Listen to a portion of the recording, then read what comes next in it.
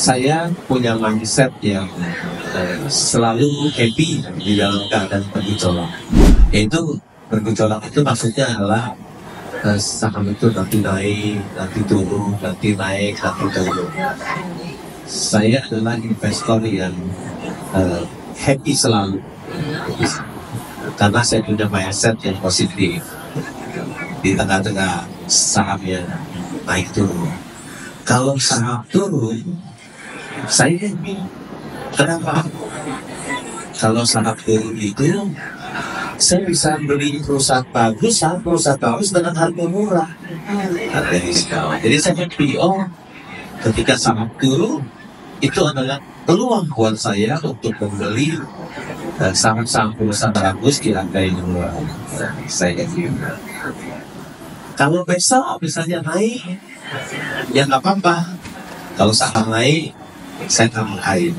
Jadi saya investor yang nggak seperti orang-orang yang kalau turun stres, kalau naik happy. Kalau saya turun happy, naik juga happy. Kalau turun, ini adalah peluang emas buat saya. Apa lagi saya bisa beli perusahaan bagus di harga diskon. Kalau saham naik sih juga happy, saya tambahin. Itu kuncinya ternyata sobatnya ya. Karena termasuk saya juga kira masih suka khawatir Pak kalau melihat kayaknya harga sahamnya merah gitu ya, takut rugi kan ya pastinya kita sebagai investor. Tapi ternyata tips dari Pak Lo, selama mungkin kita confident dengan saham yang stabil, harusnya kita stay cool aja ya. Atau Pak Lo bisa berbagi tips juga nggak ya untuk kita bahwa gimana nih nyiapin mindset atau mentalitas untuk invest di saham? Tentu kalau kita mau yakin, kita tentu harus tahu apa yang kita beli. Kita tidak beli kucing dalam karung. Kalau kita beli kucing dalam karung, tentu kita jadi Kalau kita tahu apa yang kita beli, jadi kita tidak khawatir. Tentu ketika kita membeli saham, kita harus tahu si pengendali, direksi dan komisarisnya itu adalah orang yang jujur dan berintegritas atau tidak. Atau direksinya, komisaris, si pengendali suka mengambil uang perusahaan.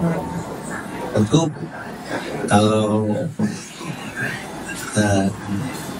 pengendali, direksi, dan komisaris susah mengambil uang perusahaan, tentu kita jadi tidak yakin kalau mengambil ya. Bahkan kalau mereka tidak jujur, kita tidak boleh beli saham perusahaan tersebut. Tidak boleh. Kalau mereka bukan orang jujur dan orang integritas. Supaya kita tidak terombang-ambing, kita juga harus lihat bisnis dari perusahaan tersebut, apakah bisnisnya baik atau tidak baik. Biasanya kalau bisnis yang kurang baik itu, produknya itu bersaing dengan produk dari China, tentu susah untuk, bahkan harus melawat barang-barang dari China yang murah-murah, perusahaan mengalami kesulitan. Jadi bisnisnya dilihat apakah dia bersaing dengan produk-produk dari China yang tidak. Tapi kalau produknya justru diikuti oleh China, nah itu bagus, pasti bagus. Bisnisnya pasti bagus.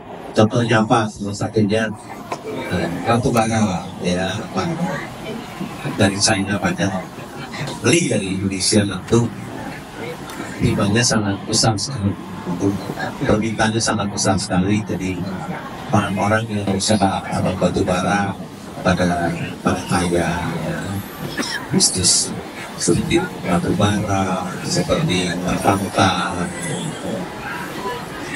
seperti Bangladesh di sini juga cuannya besar. Kita juga tahu perusahaan itu kalau dia bertumbuh, kalau valuasi murah, ya kalau kita beli perusahaan yang valuasi yang murah, meskipun pasar gejolak, ya kita tenang aja. Kalau saham kita saham yang bagus dan murah.